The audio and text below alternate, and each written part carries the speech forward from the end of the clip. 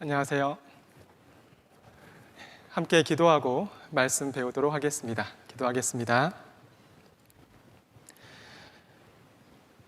사랑의 하나님, 감사합니다. 사람의 지식과 지혜로 하나님의 뜻을 올바르게 알 수 없어서 저희에게 성경 말씀을 주시고 이 말씀을 통해 진리가 무엇인지 올바르게 알고 그 영혼이 잘 될 수 있는 길을 보여주심에 감사합니다. 하지만 주님, 저희 마음이 단단해서 그 하나님의 말씀을 듣지 않으려고 하는 마음이 있습니다. 혹 우리 가운데 그러한 마음을 가진 분이 계시다고 한다면 부드러운 마음으로 말씀을 배우는 것 가운데 인생의 참 의미와 하나님께서 각 사람에게 주고자 하는 교훈을 올바르게 받아서 그 영혼이 잘 될 수 있도록 도와주시기를 원합니다. 오늘은 특별히 역사적인 여러 가지 사건을 통해서 하나님의 살아계심과 각 사람에게 주시는 교훈을 받고자 합니다. 한 말씀도 가볍게 여기지 않도록 도와주시기를 원합니다. 말씀을 배우는 시간, 마치는 시간까지 모든 것을 주님의 손길에 의지하오며 언제나 저희를 사랑하시는 예수 그리스도의 이름으로 기도드렸습니다. 아멘. 성경 마태복음 16장을 보도록 하겠습니다.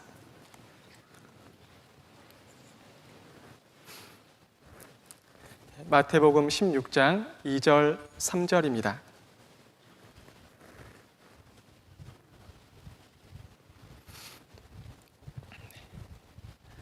마태복음 16장 2절 3절입니다. 찾으셨으면 함께 읽겠습니다.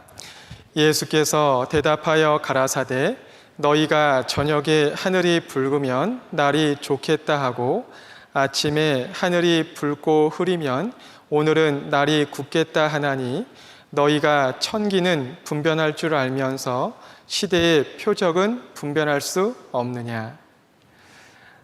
말씀 전에 아까 아름다운 찬양을 들려주셨습니다. 여러분들 귀에는 돌아오라라는 가사만 들렸을지 모르겠지만 실상 그 돌아오라라는 그 마음 가운데는 여러분을 사랑하는 사랑이 담겨져 있습니다. 처음에 말씀을 배울 때는 신이 있다라고 한다면, 하나님이 있다라고 한다면 우리를 괴롭히고 힘들게 해서 그 좋은 길을 알려주고 싶으신 것은 아닙니다. 의외로 그 길은 아주 쉽고 간단합니다. 가장 어려운 것은 여러분들의 마음이죠. 그 길은 어렵지 않은데 여러분들이 너무나 완고하게 자기 생각으로 마음을 굳혀서 마음의 눈과 마음의 귀를 닫아서 실상은 안 들리고 안 보이는 것 뿐입니다. 그럼에도 불구하고 하나님은 계속해서 어떠한 일이 있기 이전에 미리 준비하라고 징조를 먼저 보여주셨습니다. 그 징조에는 하나님의 선하심이 담겨 있는 거죠. 노아가 살던 시대 때 성경이 없었습니다. 그럼에도 불구하고 하나님의 살아계심을 삶 속에서 경험할 수 있는 많은 조건들이 있었습니다. 한 부류의 사람은 하나님을 찬양하고 감사하는 것 가운데 살았고 한 부류의 사람은 하나님을 등지고 육체의 즐거움을 쫓아서 살았습니다. 그러다 결국 세상에 있는 모든 사람들, 노아와 노아의 가족들을 제외하고는 그 악한 길로 갔습니다. 그럼에도 불구하고 하나님은 포기할 수 없었기 때문에 이 심판, 죄에 대해서는 반드시 심판하십니다. 하지만 사람이 돌아서게 되면 하나님의 말씀을 듣고 마음을 바꾸면 피할 수 있는 방법을 주시는 거죠. 방주를 만들라고 이야기하고 홍수 일주일 전에 더 놀라운 징조를 보여주셨습니다. 모든 짐승, 암수 한 쌍씩이 그 방주에 타는 놀라운 광경을 보여주었습니다. 그럼에도 불구하고 사람의 마음은 강팍해서 그것을 보지 못하고 멸망당했던 거죠. 그 어리석은 선택이 우리 시대에도 계속 반복되고 있습니다. 지금 읽었었던 마태복음 16장 2절 3절 말씀은 예수님께서 하신 말씀인데요. 예수님께서 말씀하십니다. 예수께서 대답하여 가라사대 너희가 저녁에 하늘이 붉으면 오늘 저녁에 노을이 껴 있습니다. 그것은 내일 날씨가 맑다라는 징조죠. 하늘의 날씨는 항상 보고 준비하고 있습니다. 오늘 오시는 길에 날씨가 흐렸습니다. 이제 곧 비가 올 징조인 거죠. 그것을 보고 우산을 가지고 나가는 것이 지혜로운 선택인 겁니다. 지금 당장 비는 오지 않았지만 그것을 준비하는 것이 지혜로운 선택인 거죠. 하늘의 기상은 항상 보고 준비하면서 왜 정작 가장 중요한 우리가 살고 있는 이 시대가 어떠한 시대인지 그 시대의 표적 하나님께서 사인으로 주셨습니다. 우리가 살고 있는 이 시대가 어떠한 시대인지요. 그 핵심에 이스라엘 백성의 역사가 있습니다. 이스라엘 백성의 역사는 시작부터 끝까지가 미리 다 예언되어 있습니다. 더 놀라운 것은 이 모든 일, 이스라엘 백성이 이렇게 되는 것을 보거든 이제 곧 끝나는 줄 알라 말씀하셨습니다. 그게 징조인 거죠. 성경을 알고 이 세상을 바라보면 어둡지가 않습니다. 근데 성경을 모르고 이 세상을 보게 되면 항상 답답하죠. 내일 일에 무엇이 있을지 알지 못합니다. 내가 정작 열심히 살고 있지만 이 열심히 산 삶의 끝에 무엇이 있는지 다 불확실한 거죠. 성경을 알고 내 삶을 돌아보고 세상을 돌아보면 모든 것이 명확하게 보입니다. 내가 이 땅에 왜 존재하고 무엇을 위해서 살며 죽음 이후에 무엇이 있는지, 왜 세상에 이러한 일들이 있는지 성경 하나 아는 것뿐인데 다 알 수 있습니다. 그래서 하나님께서 여러 가지 역사적인 사건을 통해서 여러분들에게 권하고 있습니다. 앞에 욥기 8장 8절 말씀에 권하고 있습니다. 청컨대 너는 옛시대 사람에게, 옛시대 사람이 옛날 사람이죠. 옛시대 사람에게 물으며 열조의 터득한 일, 너희 조상이 머리로만 알고 있는 것이 아니라 자신의 삶으로 경험한 일이 있습니다. 여러분들이 학교에서 역사를 배웁니다. 저도 학창시절 자연계였지만 역사를 배웠습니다. 항상 수업 시간에 그냥 외우라고만 배웠습니다. 그것이 나랑 무슨 관련이 있는지 당시에는 알지 못했습니다. 근데 나중에 기회가 되어서 보니까 너무 감사하게 성경을 배워보니까 역사를 배우는 이유를 그때 알았습니다. 전도서 1장 말씀에 해 아래 새로운 것이 없대요. 우리가 하는 그 모든 것들은 과거에 했던 것을 반복하고 있다 말씀하십니다. 역사를 배우는 이유는 과거의 잘못된 선택은 지금도 잘못된 선택이라는 거예요. 과거의 올바른 선택은 지금도 올바른 선택인 겁니다. 역사를 배우는 이유는 우리가 시행착오를 적게 하기 위해서 역사를 배우는 거죠. 성경에 여러 가지 역사적인 사건들이 나와 있습니다. 그것은 하나님께서 눈에 보이지 않지만 살아계시다, 그것만 증거하는 것이 아니라 여러분들 각자에게 선한 길, 올바른 길이 무엇인지 알려주고 있는 거예요. 그러한 의미에서 옛시대 사람에게, 너희 조상에게 터득한 것을 배우라고요.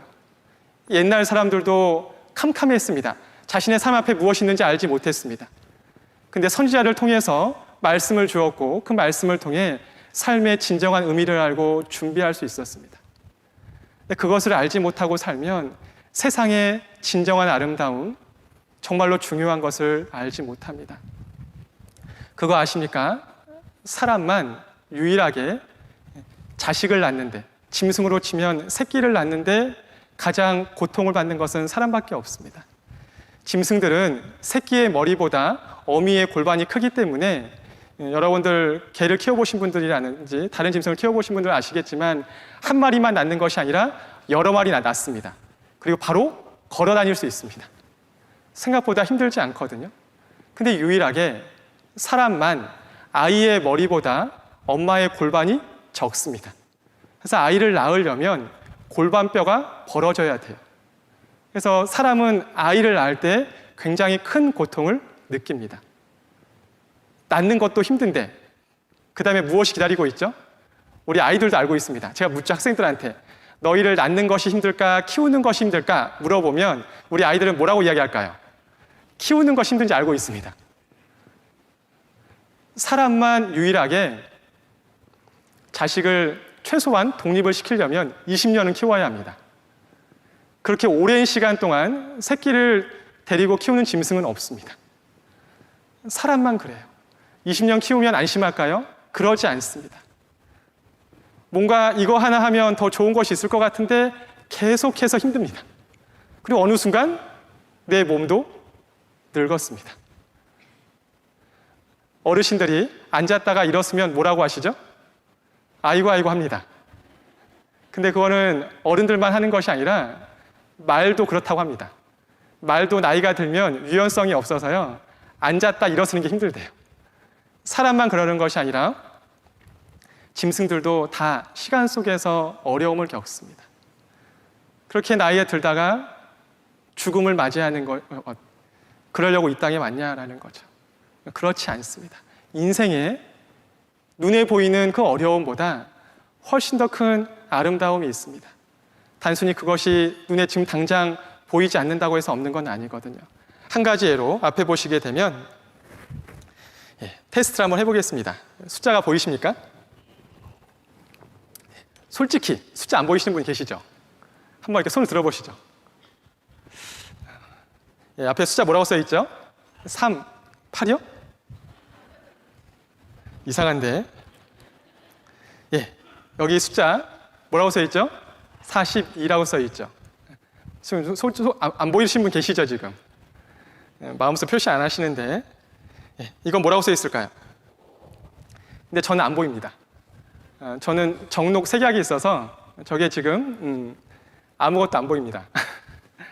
어머니로부터 유전적으로 색을 잘 구별하지 못하는, 생맹은 아니고요. 저는 그나마 좀 감사하게 앞에 있는 이것은 보입니다. 두 개는 보이는데 마지막 게 잘 보이지 않거든요.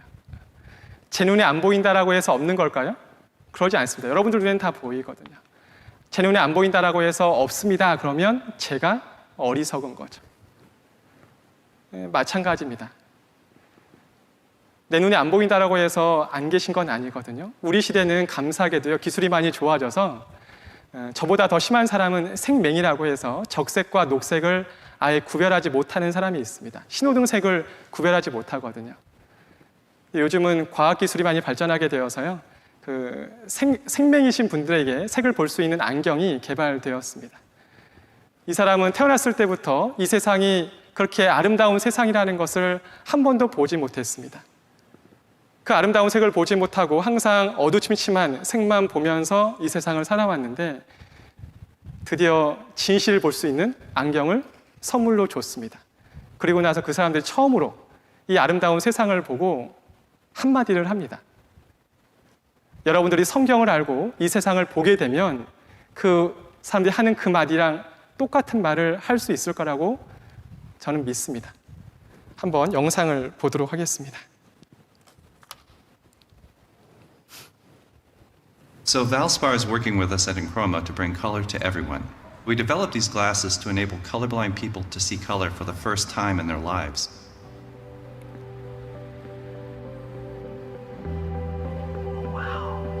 들리십니까? 감탄사가. Oh, look at that. There's like this whole end of the spectrum that I just was completely not aware of. 녹색은 볼 줄 없어서요, 그냥 볼 수가 없었습니다. This is amazing.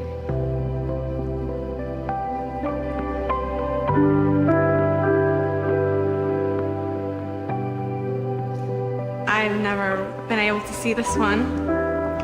And I just want to cry a little bit. I never realized like how much I was affected by the fact that I can't see the world like the way that other people see the world.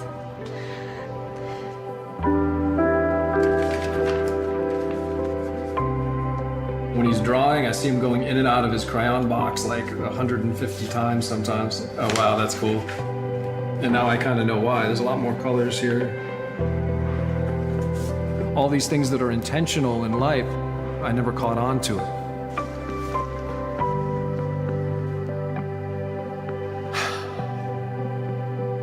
In the end, the experience of color is so private that you don't really know how to explain that.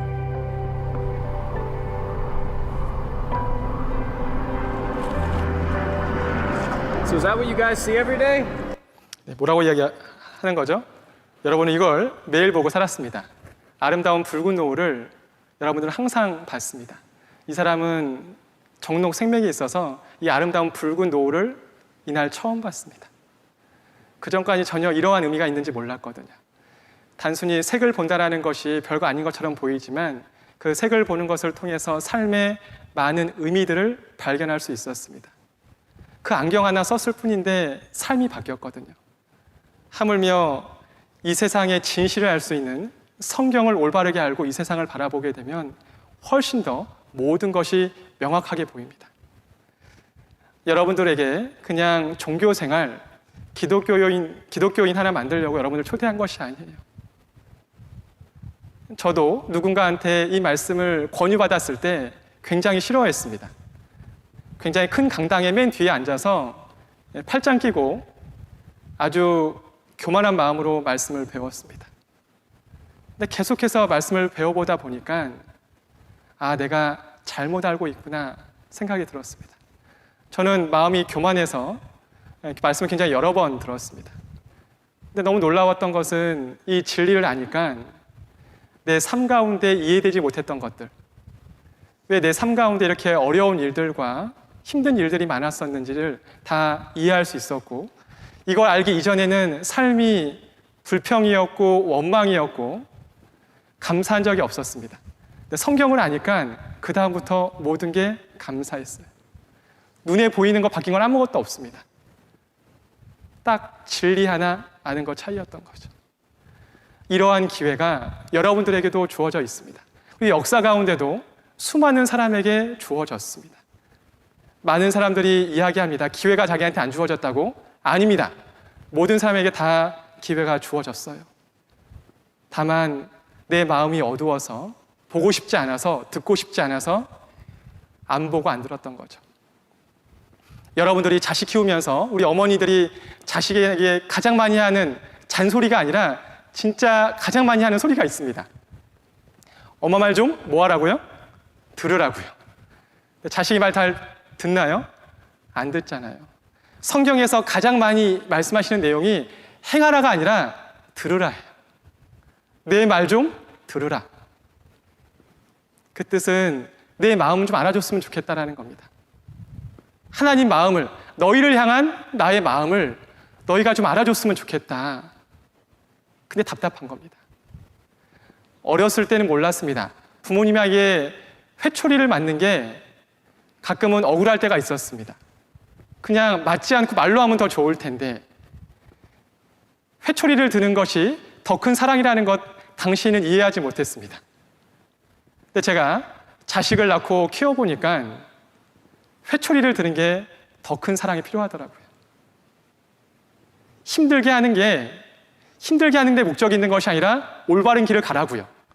이거 누가 봐도 잘못된 길이니까 올바른 길을 가라고 들으라 하고 있는데 결국 듣지 않는 거죠. 성경 말씀 가운데 수없이 많은 하나님께서 노아가 살던 시대 때도 노아를 통해서 들으라고 이야기했습니다. 더 나아가서 한 개개인에게도 들으라고 이야기했던 역사가 있습니다. 더더군다나 그것은 성경에서 중심에 있는 이스라엘 백성이 한 사람이 아니라 이방인이었습니다. 유럽에 아주 옛날에요. 그 유럽 쪽을 이렇게 다스렸던 나라 중에 가장 큰 나라가 처음 시작했던 나라 중에 하나가 바벨로니아였습니다. 성경에는 바벨론이라고 나와 있고요. 그 다음에 페르시아, 그리스, 로마, 여러분들이 알고 있는 국가들입니다. 그 바벨로니아의 가장 유명한 왕은 느부갓네살이라는 왕이었습니다. 그리고 바벨로니아의 마지막 왕은 역사 가운데 나보니두스라는 왕이죠. 근데 성경에 보게 되면 그 마지막 왕의 아들이 나와 있습니다. 이름이 벨사살이거든요. 근데 그 벨사살이 하나님에게 놀라운 기회를 받았습니다. 앞에 보시게 되면요. 시간이 없어서 제가 간단한 그림 하나 준비했는데요. 이 내용은 다니엘서 5장에 나와 있습니다. 성경에 미리 경고했습니다. 바벨론 왕이 교만했을 때 바벨론이 망하게 되는데 페르시아의 고레스라는 사람을 통해서 바벨론을 망하게 할 거다 150년 전에 미리 예언을 했습니다. 근데 그 바벨론의 마지막 왕의 아들이었던 벨사살은 아들이었습니다. 아버지는 다른 데 있었고요. 이 아들이 수도에서 아버지의 권한을 위임받아서 다스리고 있었습니다. 그때 페르시아의 고레스라는 장군이 바벨론을 포위하고 있었습니다. 근데 역사 가운데 바벨론 성이 점령당한 적이 없었습니다. 왜냐하면 난공불락의 성이었거든요. 그 바벨론 주위로 강물을 흐르게 해서 다리를 올리게 되면 외부에서 쳐들어올 수 없는 난공불락의 성이었습니다.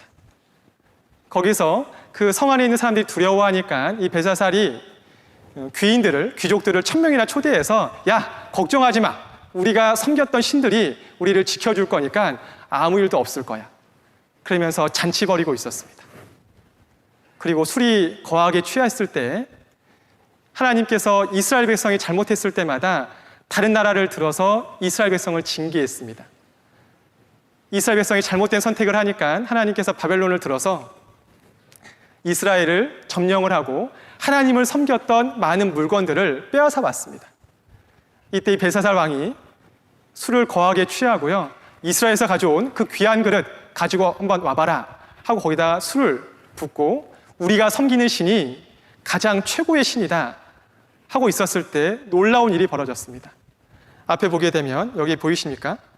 여기 이 사람이 벨사살 왕입니다. 그리고 여기 많은 귀족들 초대하고 있고 여기 옆에 흰색 글씨가 쓰여져 있는데 이렇게 쓰여져 있었습니다.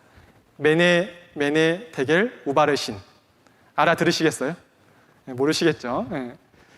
그것도 그냥 써진 것이 아니라 손이 나와서 썼습니다. 근데 문제는 읽을 수가 없었어요. 예를 들어서 아까 제가 메네 데겔 우바르신 이렇게 되어 있는데요. 자음만 미음 디귿 이렇게 써 있으면 읽을 수가 없었을 겁니다. 그렇게 쓰여져 있었던 것 같습니다. 근데 이 벨사살 왕이 잔치 벌이고 있다가 갑자기 맞은편 흰색 벽에 손이 나와서 글씨를 썼습니다. 그걸 보는 순간에 얼마나 두려웠겠어요. 잔치를 더 이상 벌일 수가 없었습니다. 떨고 있으니까.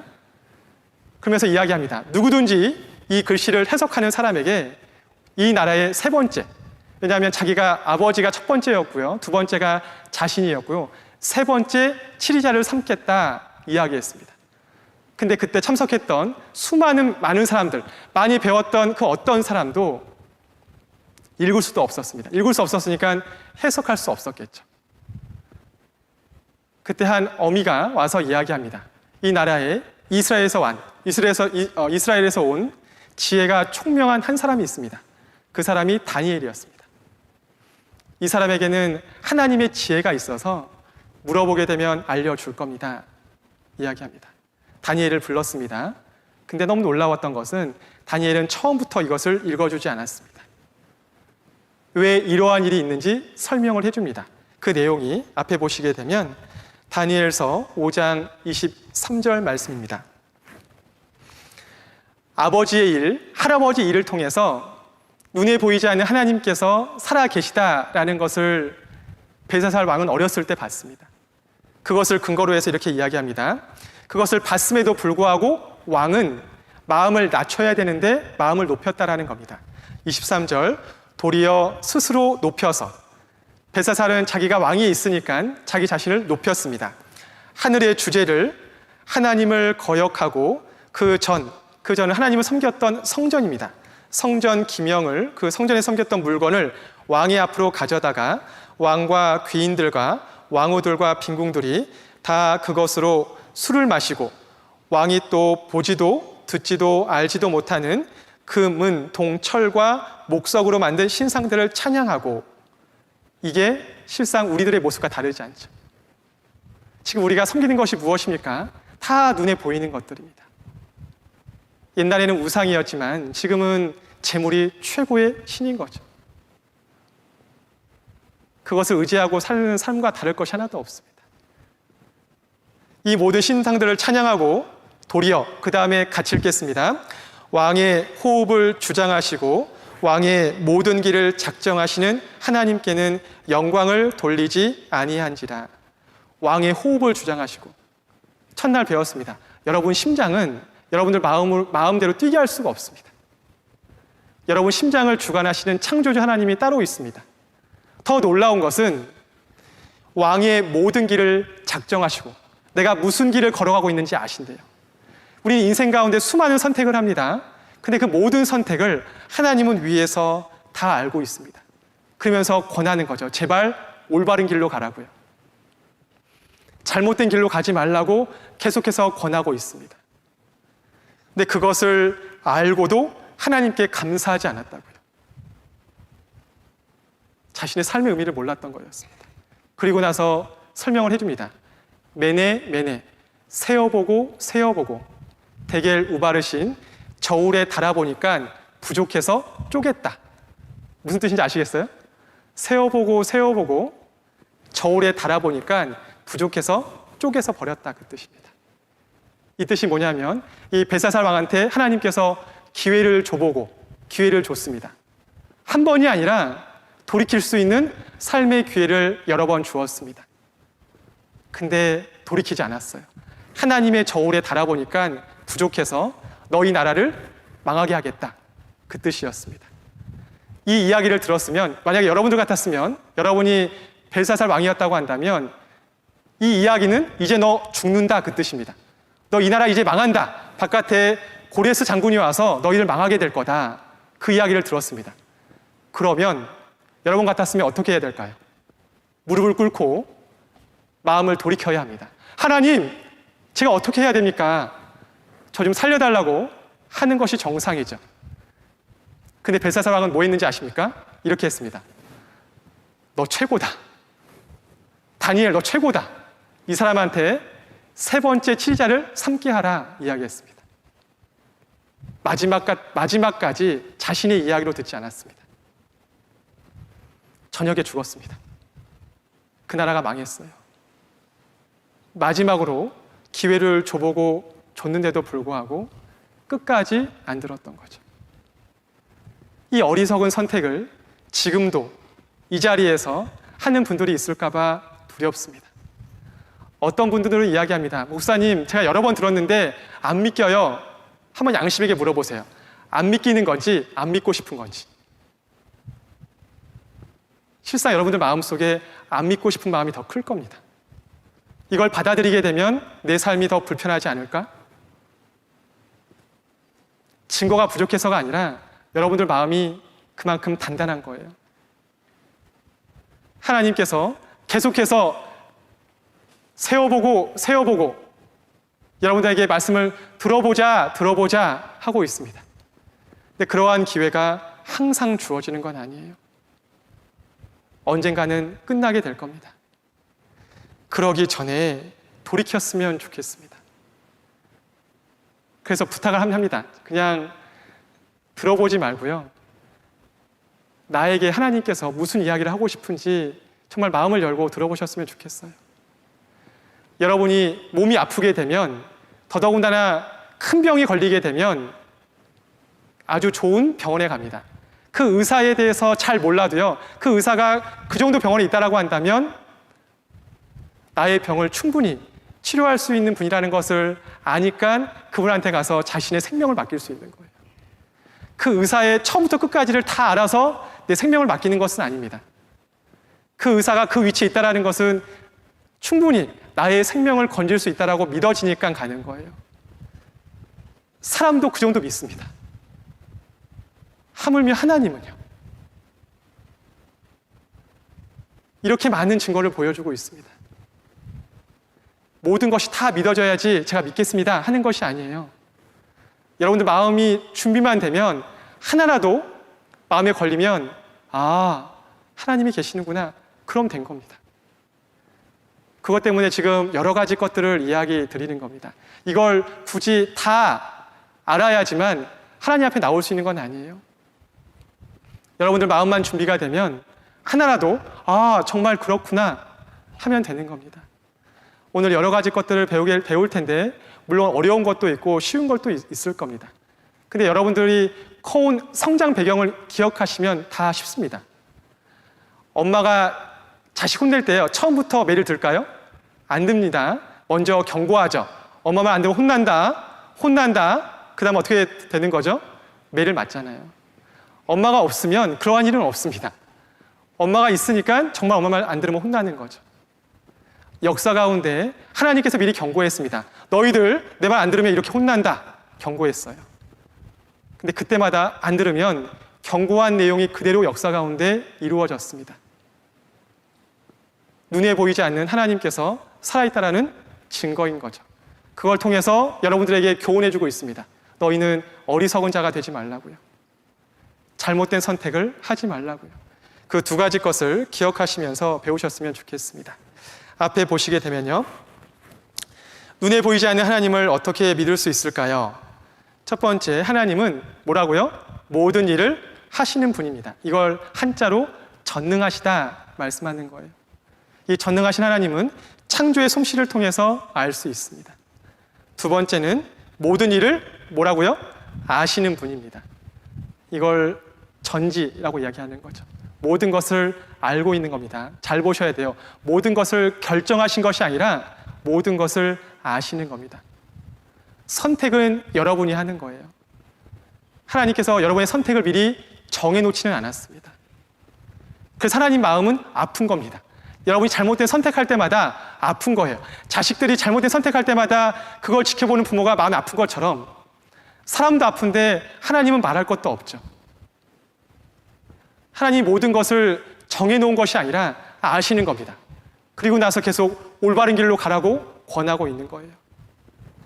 그 모든 일을 아시는 분은 역사 가운데 나타나 있습니다.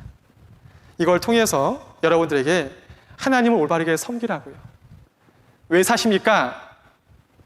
참 어렵죠. 성경은 말씀하고 있습니다. 전도서 12장 13절 말씀엔 사람의 본분을 말씀하고 있습니다. 이 모든 일이 무엇인지 아십니까? 너희들은 죽는다라는 겁니다. 근데 죽음이 끝이 아니래요. 이 모든 일을 너희는 들었으니까 하나님을 경외하고 그 명령을 지킬지어다. 이것이 사람의 본분이니라. 사람이 마땅히 알고 행해야 될 것, 하나님을 경외하고 그 명령을 지킬지어다. 여러분이 자녀로서 해야 될 것이 무엇일까요? 아버지를, 나를 낳고 키워주신 부모님을 공경하고 섬기는 것이 마땅한 겁니다. 나를 낳아주신 분도 마땅히 공경하고 섬기는 것이 마땅한데 나에게 생명을 주신 분이라고 한다면 마땅히 그분을 섬기는 것이 맞죠. 그러한 의미에서 예레미야 10장 10절 말씀 보게 되면 오직 여호와는 참 하나님이시오. 참 하나님이십니다. 유일하게 홀로 계신 분이다 말씀하시고, 두 번째는 사시는 하나님이시오. 과거에만 있었던 것이 아니라 현재에도 살아서 일을 하신다. 세 번째는 영원한 왕이다 말씀하고 있습니다. 다스리는 역할을 영원히 하고 계시대요. 근데 사람들이 어리석대요. 어리석어서 그 하나님을 알아보지 않고 썩어질 것, 자신을 위해서 숲에 가서 나무 하나 잘라와서 사람의 솜씨로 아름답게 조각을 한 다음에 이것이 가치 있는 것이다 하려고 은박을 붙여놓고 섬기고 있대요. 눈이 있어도 보지 못하고, 코가 있어도 맞지 못하고, 발이 있어도 움직이지도 못하고, 입이 있어도 말도 못합니다. 그걸 신이라고 섬기고 있어요. 복 달라고요. 아무것도 할 수 있는 것이 없다. 어리석은 자가 되지 말라고요. 진짜 참 부모님이 있는데 여러분이 다른 분에게 가서 아버지 그러면 진짜 아버지가 얼마나 서운하겠어요. 아무거나 믿으면 좋지? 아닙니다. 참 하나님이 계시면 하나님 마음은 뒤집어질 일인 거죠.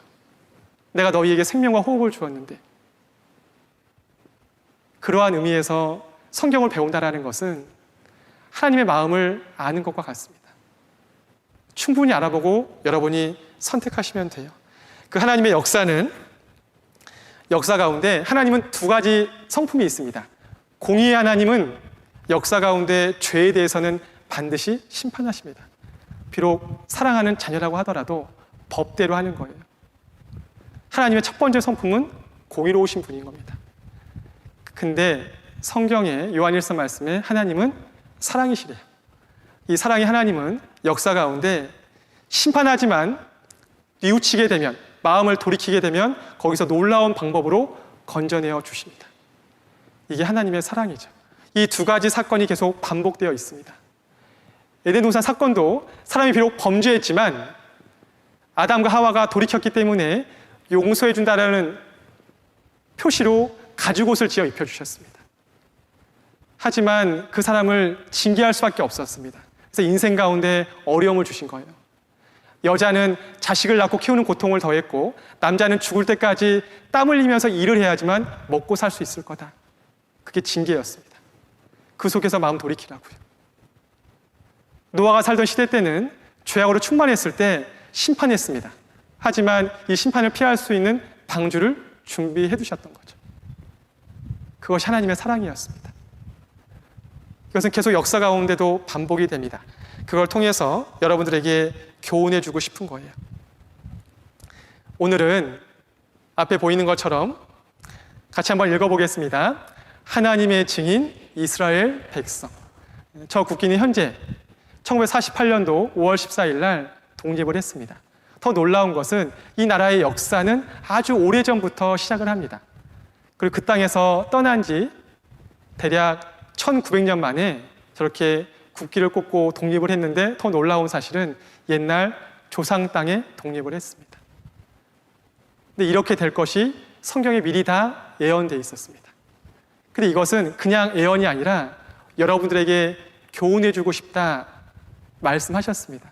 그래서 단순히 이스라엘 역사를 배우는 것은 남의 나라 역사를 배우는 것이 아니라 하나님의 살아계심과 이스라엘 역사를 통해서 올바른 선택, 올바른 길이 어디인지 알아보라고 권하는 겁니다. 이스라엘 역사 창세기부터 아주 깁니다. 그것을 다 알아보기에는 시간이 부족해서 중요한 몇 가지 사건만 살펴볼 텐데요. 그러기에 앞서서 현재 이스라엘 총리가 네탄야후 총리인데요. 이 총리가 2013년도에 이란에서 핵 개발하는 것을 가지고 유엔에서 연설을 했습니다. 30분 동안 연설을 했는데요. 너무 놀라웠던 것은 그 많은 전 세계 요직에 있는 사람들 앞에서 성경 말씀만 말하고 있습니다. 그리고 마지막에 중요한 말씀을 하고 있습니다. 오늘 그 이야기를 중심으로 살펴보겠습니다. 자막으로 되어 있는데요. 아무튼 좀 잘 모르는 내용이 있으면 그냥 지나가고요. 이해되는 것만 담아두시면 될 것 같습니다.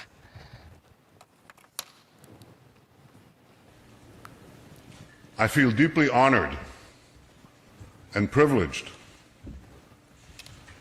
to stand here before you today representing the citizens of the State of Israel. We are an ancient people. We date back nearly 4,000 years to Abraham, Isaac, and Jacob. We have journeyed through time. We've overcome the greatest of adversities. And we reestablished our sovereign state in our ancestral homeland, the land of Israel. Now, the Jewish people's odyssey through time has taught us two things. 오디세이는 긴 방랑의 Never give 여행을 up 말하고 hope. 있습니다. Always remain vigilant. Hope charts the future. Vigilance protects it. Today, our hope for the future is challenged by a nuclear-armed Iran that seeks our destruction. But I want you to know that wasn't always the case. Some 2,500 years ago, the great Persian king Cyrus ended the Babylonian exile of the Jewish people. He issued a famous edict in which he proclaimed the right of the Jews to return to the land of Israel and rebuild the Jewish temple in Jerusalem. That's a Persian decree. 지금 창세기부터 에스라서까지 And thus 말씀하셨습니다. began 벌써 an historic friendship between the Jews and the Persians that lasted until modern times. But in 1979, a radical regime in Tehran tried to stamp out that friendship. As it was busy crushing the Iranian people's hope for democracy, it also led wild chants of death to the Jews. In our time, 네, 한번 같이 한번 이걸 읽어보겠습니다. 우리들의 시대에는 성경의 예언들이 이루어지고 있습니다. 짧은 시간 안에 창세기부터 성경 에스라 느헤미야까지 이야기한 다음에 이란에 대해서 이야기하고 마지막에 우리들의 시대에는 성경의 예언들이 이루어지고 있습니다. 한 나라의 총리가 많은 사람들 앞에서 할 수 있는 말일까요? 쉽지 않은 말일 것 같습니다. 왜 이렇게 이야기하는지 그 근거가 있거든요. 그러면서 인용한 구절이 있는데 계속 보겠습니다. the biblical prophecies are being realized. As the prophet Amos said, 아모스서를 인용했습니다. they shall rebuild ruined cities and inhabit them. They shall plant vineyards and drink their wine. They shall till gardens and eat their fruit. And I will plant them upon their soil, never to be uprooted again. Ladies and gentlemen, the people of Israel have come home, never to be uprooted again. 여러분, 그냥 박수 칠 일이 아니라 이거는 실상 선전포고였습니다. 하나님께서 우리를 회복시켰기 때문에 아무도 우리를 건들지 못할 거다라는 거였습니다. 그 근거로 아모스서를 인용하고 있어요. 그 아모스 성경은 앞에 보는 것처럼, 근데 정작 중요한 것은 왜 이스라엘 백성이 그 역사가 4,000년 전부터 시작했는데 왜 나라를 잃어버리고 지금 돌아왔냐? 자신들의 잘못된 선택은 한 번도 말하지 않았습니다. 계속해서 이스라엘 백성들이 잘못된 선택을 했기 때문에 이런 어려움이 있었던 거였거든요. 본인들은 긴 방랑의 여행이었다, 소망을 가지고 견뎠다 하지만 실상 다 징계받는 시간이었습니다. 성경을 보면 알 수 있어요. 이스라엘 백성은 그것을 안 보고 있습니다. 그러면서 아모스서를 인용하고 있는데요. 앞에 9장 14절 제가 읽어드리겠습니다. 내가 하나님이 내 백성 이스라엘에 사로잡힌 것을 돌이키리니, 전에는 사로잡혀 있었습니다. 어려움이 있었는데 돌이키리니 저희가 황무한 성읍, 돌아왔는데 황무에 있습니다. 아무것도 없었어요. 근데 이 말씀을 기록할 당시에는 아직 이스라엘 백성이 전 세계에 흩어지지 않았습니다. 그 자리에 살고 있었거든요. 황무한 곳도 없었습니다. 근데 황무하게 될 거고, 그 앞에 그 내용이 있거든요. 너희가 내 말 안 듣게 되면 내가 징계할 거다. 하지만 끝에 가서 나는 너희를 사랑하기 때문에 너희를 회복시켜 줄 거다. 그 말씀이었습니다. 그래서 아모스서 9장 14절, 15절은 마지막 말씀이었거든요. 14절에 내가 내 백성 이스라엘에 사로잡힌 것을 돌이키리니 저희가 황무한 성읍을 건축하고 거하며 포도원들을 심고 그 포도주를 마시며, 황무한 땅에서 농사 짓기가 어려운데요. 이제 기후도 바뀌고 날씨도 바뀝니다. 농사를 짓고 거둘 수 있게 되는 거죠. 과원들을 만들고 그 과실을 먹으리라. 15절은 함께 읽겠습니다. 내가 저희를 그 본토에 심으리니 저희가 나의 준 땅에서 다시 뽑히지 아니하리라. 이는 내 하나님 여호와의 말씀이니라. 내가 누구예요? 하나님이잖아요. 하나님께서 저희를, 이스라엘 백성을 그 본토, 원래 준 땅입니다. 조상 땅이에요. 그거를 고토라고 이야기합니다. 그 본토에 다시 심는다. 저희가 나의 준 땅에서 다시는 돌아온 다음에는 다시 망하지 않을 거다. 이 약속의 근거는 여호와의 말씀이다. 이게 한 나라를 다스리고 있는 총리가 전 세계에 있는, 요직에 있는 사람들을 앞에다 두고 연설했던 마지막 내용이었습니다. 중간에 말씀하고 잠깐 잘렸던 부분이 있었는데요. 그 내용이 뭐였냐면 히브리서로 이 말씀을 원어로 읽어주었습니다. 아무도 알아듣지 못하는데 그 정도로 당당했던 거죠. 우리 건들지 말아라. 도대체 뭘 믿고 이렇게 당당할 수 있냐라는 거죠. 이스라엘 역사를 보게 되면 그 뒤에 눈에 보이지 않는 하나님의 역사를 알 수 있습니다. 근데 하나님은 거기서 멈추는 것이 아니라요, 여러분들에게 교훈을 주고 싶은 겁니다. 고린도전서 10장 11절 12절 앞에 나와 있는데요. 같이 한번 읽어보겠습니다. 저희에게 당한 이런 일이 거울이 되고 또한 말세를 만난 우리의 경계로 기록하였느니라. 그런즉 선줄로 생각하는 자는 넘어질까 조심하라. 고린도 전서는 고린도 교회는 이방인의 교회였습니다. 저희와 같은 사람들이었거든요. 저희에게 이스라엘 백성입니다. 이스라엘 백성에게 당한 이런 일, 과거 역사 가운데 이스라엘 백성이 잘못해서 잘못된 선택을 해서 받았던 징계들이 많이 있었습니다. 그 일들이 너희에게는 거울이 되고 또한 말세, 마지막 시대를 살고 있는 우리한테는 경계예요. 이 선 넘어서게 되면 우리도 똑같이 망하게 될 거다라는 겁니다. 그러니까 너희는 12절 중요하죠. 선줄로 생각하는 자. 아, 난 알고 있어. 저는 종교생활 열심히 했습니다. 저 성경께는 알고 있습니다. 저는 열심히 살았습니다. 나는 많이 알고 있습니다. 다 선줄로 생각하는 사람들인 겁니다. 다시 한번 자신을 살펴보는 것이 필요한 거죠. 하나님 앞에서 자신의 마음을 높이는 것만큼 어리석은 것은 없습니다. 그러한 의미에서 역사를 배우는 것은 의미가 있습니다. 더 놀라운 것은 이 이스라엘 역사를 통해서 우리가 어떠한 시대를 살고 있는지도 경고하셨습니다. 앞에 신명기 4장 30절 말씀도 함께 읽겠습니다.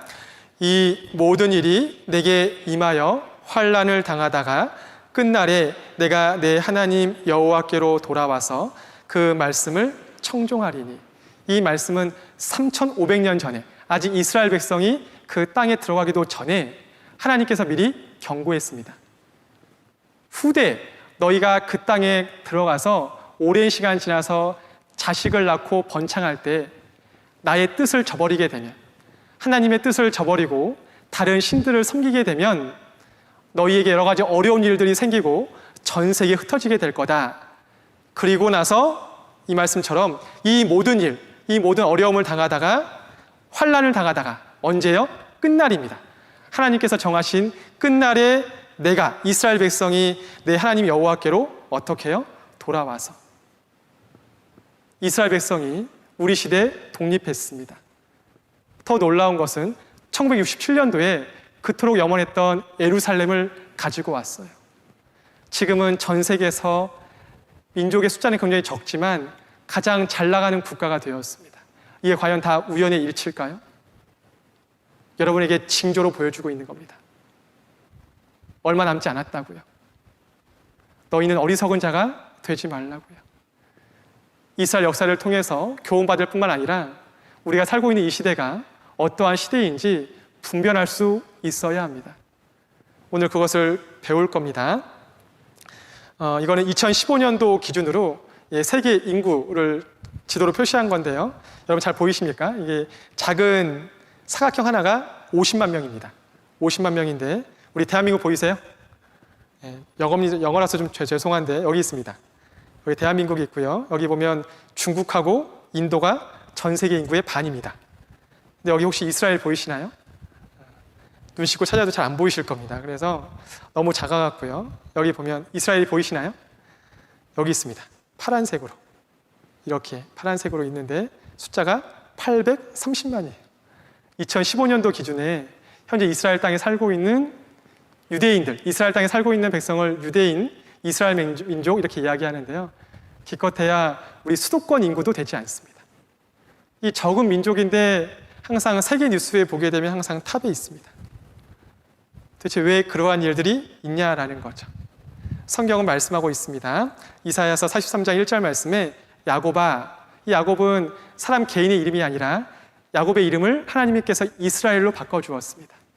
이스라엘 백성을 이야기하는 표현인데요. 이사야서 43장 1절 말씀에 야곱아, 너를 창조하신 여호와께서 이제 말씀하시느니라. 이스라엘아, 너를 조성하신 자가 이제 말씀하시느니라. 10절입니다. 나 여호와가 말하노라. 너희는, 이스라엘 백성은 누구의 증인이요? 나의 증인, 하나님의 증인, 여호와의 증인, 나의 종으로, 하나님의 종으로, 여호와의 종으로 택함을 입었나니 이는 너희로 나를 알고 믿으며. 그냥 믿으라고 요구하지 않았습니다. 삶 가운데 경험적으로 알 수 있을 거다 미리 말씀하셨어요.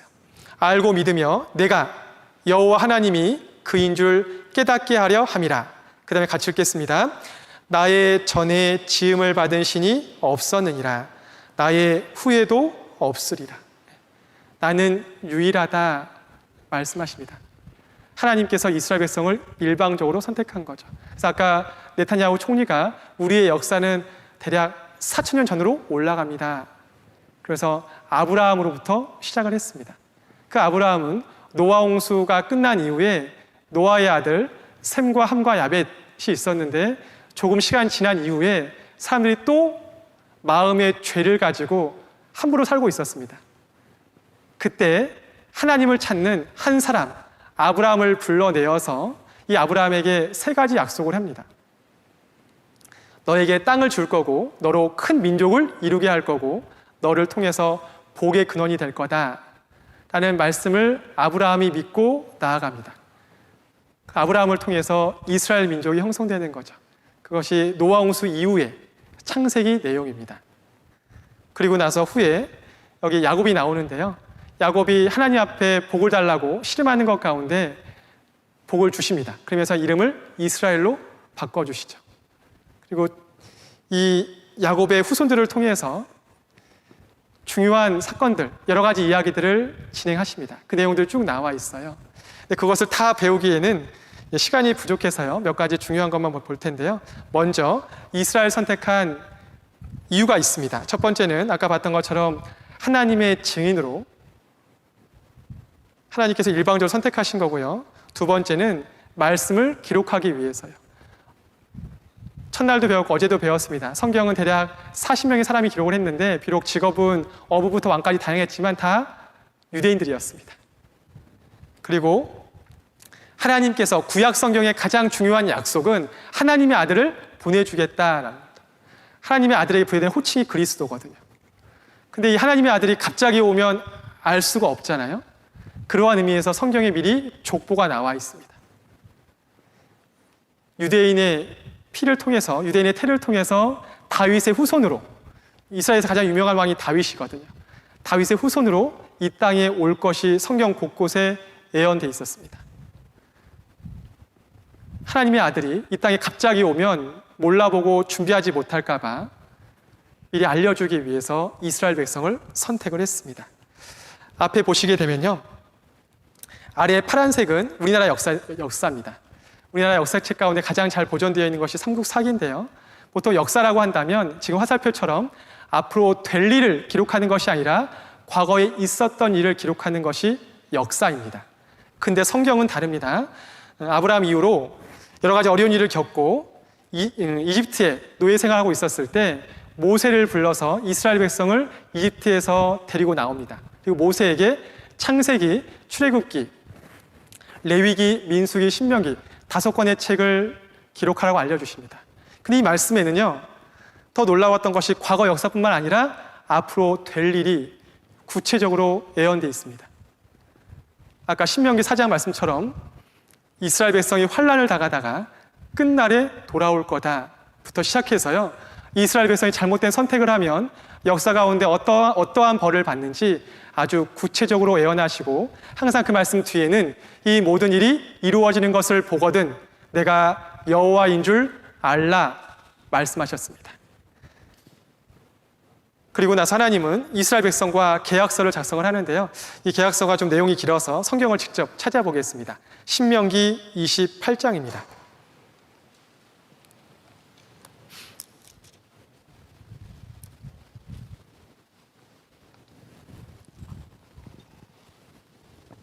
신명기 구약성경 303페이지입니다.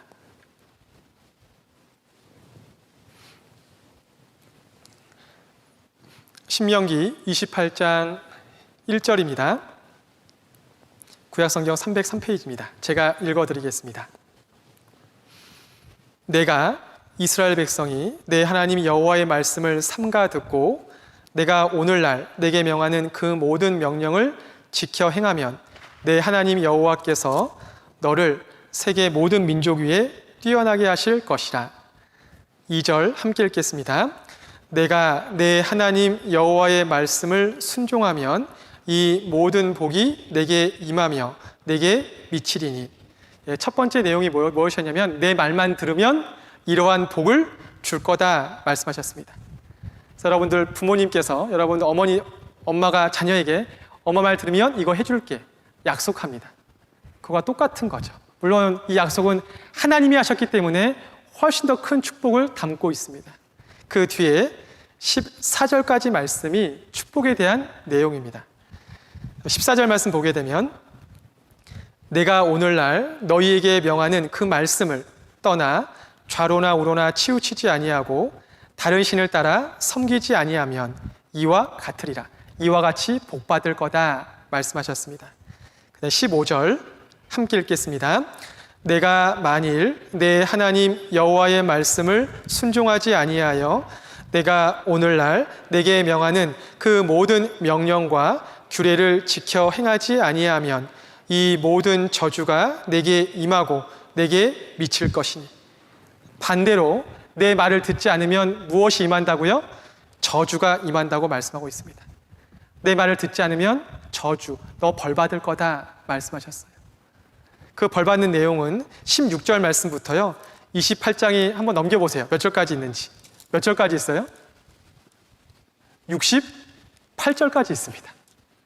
그러니까 앞에 14절까지는 내 말 잘 들으면 이러한 축복을 주겠다 하셨고요. 15절 말씀부터 68절까지 말씀은 경고였습니다. 이것도 부모님의 모습과 똑같죠. 보통 엄마들이 자녀에게 엄마 말 잘 들으면 뭐 해줄게라는 말보다는 엄마 말 안 들으면 뭐 한다고요? 혼난다라는 경고를 더 많이 합니다. 하나님도 더 많이 경고하셨어요. 그 경고의 내용도 아주 구체적입니다. 53절 말씀 보게 되면요.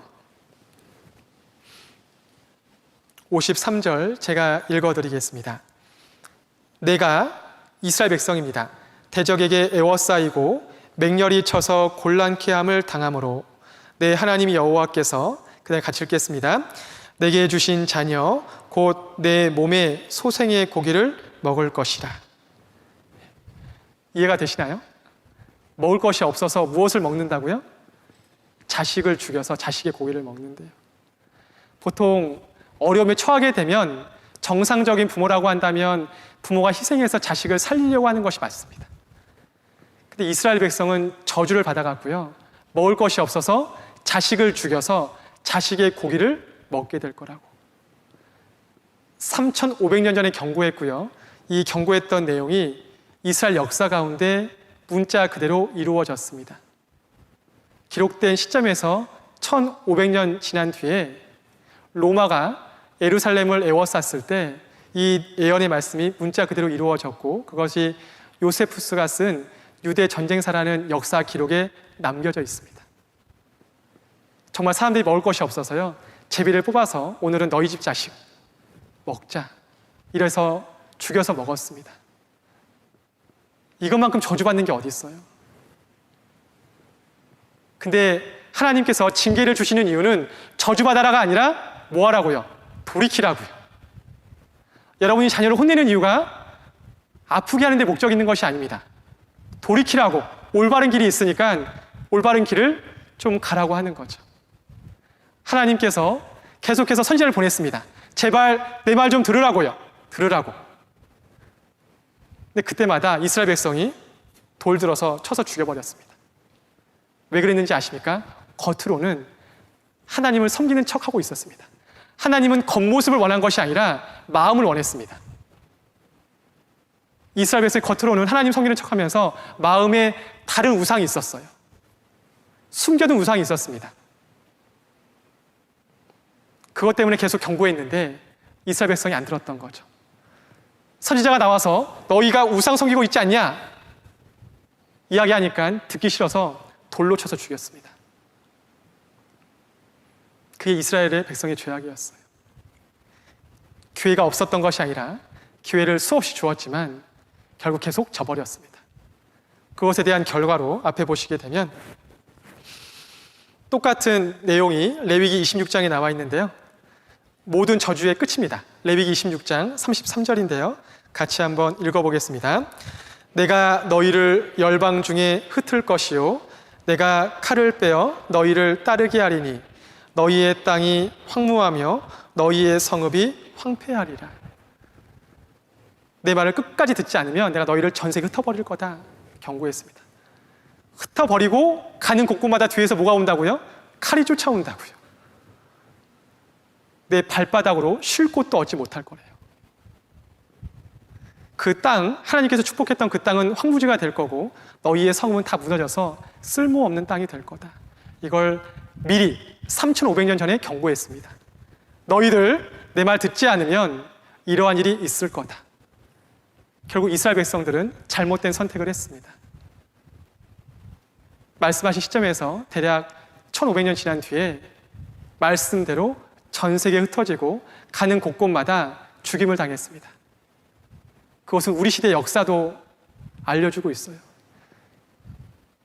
2차 세계대전 당시에 독일은 연합군과 전쟁 중에 있었습니다.